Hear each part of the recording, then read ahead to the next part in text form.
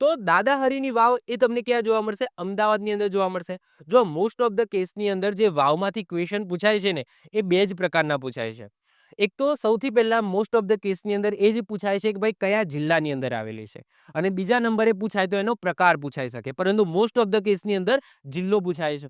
તો જિલ્લા તમારે ખાસ યાદ રાખવાના છે કે ભાઈ કઈ વાવ છે એ કયા જિલ્લામાં આવેલી છે. ક્લિયર? તો દાદા હરીની વાવ અમદાવાદના અશારવા વિસ્તારની અંદર આ વાવ તમને જોવા મળશે, જેમાં ફારસીની અંદર જે શિલાલેખ છે એ શિલાલેખ મુજબ આ દાદા હરીની વાવનું બાંધકામ કોને કરાવ્યું હતું? તો બાઈ હરીરે દ્વારા કરવામાં આવ્યું હતું. ક્યારે? વર્ષ 1499. હવે કોને નિર્માણ કરાવ્યું હતું? બાઈ હરીરે કરાવ્યું હતું, પરંતુ સમયાંતરે નામ ધીમે ધીમે ધીમે ધીમે ધીમે ધીમે ચેન્જ થઈને શું થઈ ગયું? દાદા હરીની વાવ થઈ ગયું. એકચ્યુઅલી આ જે વાવ છે એને બાઈ હરીરે વાવ તરીકે ઓળખવામાં આવે છે, પરંતુ ધીમે ધીમે નામ ચેન્જ થઈ ગયું અને બાઈ હરીરેની જગ્યાએ દાદા હરીની વાવ થઈ ગયું. ઓકે, જોઈએ. બાઈ હરીરેની વાત કરીએ તો બાઈ હરીરે એ કોના સમયમાં થઈ ગયા? તો મોહમ્મદ બેગડાના સમયમાં થઈ ગયા. તો મોહમ્મદ બેગડાના શાસનમાં આ વાવનું બાંધકામ કરવામાં આવ્યું હતું બાઈ હરીરે દ્વારા. બાઈ હરીરે કોણ હતા? તો બાઈ હરીરે સુલતાની રાણીવાસની અંદર મુખ્ય નિરીક્ષક હતા, અને આ નામ સમયાંતરે દાદા હરીમાં દાદા હરી અથવા તો દાદા હરીરેમાં ફેરવાઈ ગયું. આ વાવ છે ને એ 5 માળ ઊંડી છે. કેટલું છે અંદર? 5 માળ. જે રીતના રાણકી વાવ એ 7 માળ ઊંડી હતી, એ રીતના આ દાદા હરીની વાવ છે ને એ 5 માળ ઊંડી છે. રેતાળ પથ્થરોથી આનું બાંધકામ કરવામાં આવ્યું છે અને અંદરથી 9 કોણીય છે. અને ઘણા બધા સ્તંભ તમને આની અંદર જોવા મળશે. તમે જોઈ શકો છો ઘણા બધા સ્તંભ છે અને અંદરથી 9 કોણીય છે. આ વાવમાં 2 પ્રવેશદ્વાર છે. કેટલા? 2 પ્રવેશદ્વાર છે. અને 2 પ્રવેશદ્વાર હોવાના કારણે આ વાવ કેવા પ્રકારની થશે? તો ભદ્રા પ્રકારની થશે. તો મને ખ્યાલ છે ત્યાં સુધી મેં જેટલું રિસર્ચ કર્યું છે ત્યાં સુધી આપણા ગુજરાતની અંદર જો ભદ્રા પ્રકારની વાવ પૂછાય તો આ એક જ છે. કઈ? દાદા હરીની વાવ. ઓકે, બાકી હોઈ શકે છે એવું નથી કહેતો, પરંતુ જ્યાં સુધી મને ખબર છે 40 મેં જે જોઈ છે વાવ, એ પ્રમાણે હું વાત કરું તો માત્ર એક જ વાવ મને જોવા મળી છે ભદ્રા પ્રકારની, એ છે દાદા હરીની વાવ. ક્લિયર છે? ચલો વધીએ આગળ.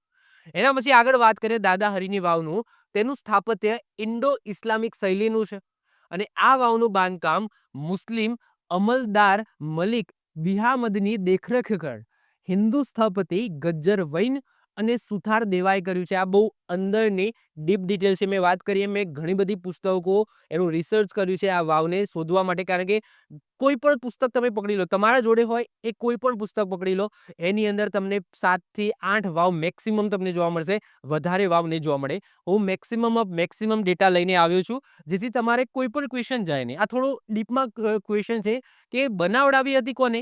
તો બાઈ હરીરે. પરંતુ કોના દ્વારા, કોનાથી બનાવડાવી હતી? એટલે કે કોના, સમજી લો કે એમને ઓર્ડર આપ્યો હતો અથવા એમને પૈસા આપ્યા હતા. પરંતુ જે વ્યક્તિએ એક બનાવ્યું અથવા તો એનું દેખભાલ કર્યું અથવા તો જેની દેખરેખ હેઠળ થઈ અથવા તો એના સ્થપતિ ધેટ્સ મીન્સ કે શિલ્પકાર કોણ હતા?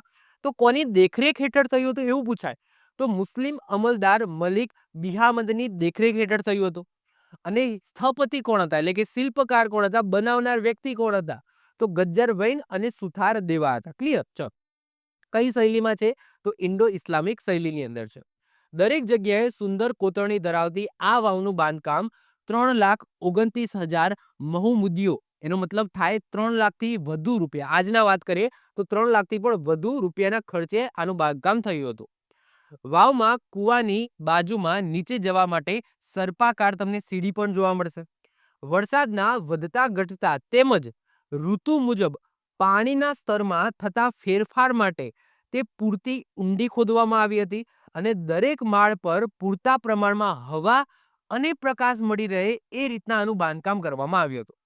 હવે જો એ વખતે આવું કોઈ રિસર્ચ અથવા તો આટલા ભણેલા ગણેલા લોકો પણ નતા, પરંતુ એમને માઇન્ડ કેટલું આમ દોડતું હશે કે એમને આ રીતના એમની રચના કરાવી કે ભાઈ આની અંદર પૂરતો પ્રકાશ મળી રહે, એટલે કોઈ લાઇટ બલ્બની જરૂર નથી, અને પૂરતો પ્રકાશ મળી રહે અંધારામાં. કારણ કે તમે જો 5 માળ ઊંડી છે, તમે 1 માળ ઊંડું ચડો એટલે તમારે પ્રકાશ મળતો બંધ થઈ જાય. તો 5 માળ ઊંડી છે અને 5 માળમાં યોગ્ય હવા, પ્રકાશ મળી રહે એ રીતના આનું બાંધકામ કરવામાં આવ્યું છે. સાથે સાથે વરસાદનું પાણી વધે છે, ઘટે છે, તો એ રીતના આ જે કૂવાની અંદર જે પાણી છે એમાં કઈ રીતના ફેરફાર થશે એનું પણ આની અંદર મેનેજમેન્ટ કરવામાં આવ્યું છે. તો દાદા હરીની વાવ મોસ્ટ આઈએમપી છે. ક્યાં આવેલી છે? અમદાવાદની અંદર આવેલી છે. કયા પ્રકારની છે? 2 પ્રવેશ દ્વાર વાળી ભદ્રા પ્રકારની છે. યાદ રાખીશું. ક્લિયર? ચલો વધીએ આગળ. આવી જ રીતના ઓછા સમયની અંદર મહત્વપૂર્ણ નોલેજ મેળવવા માટે અને મને સપોર્ટ કરવા માટે આજે જ આપણી યુટ્યુબ ચેનલ ટીચિંગ કિશન ક્લિપને સબસ્ક્રાઇબ કરો.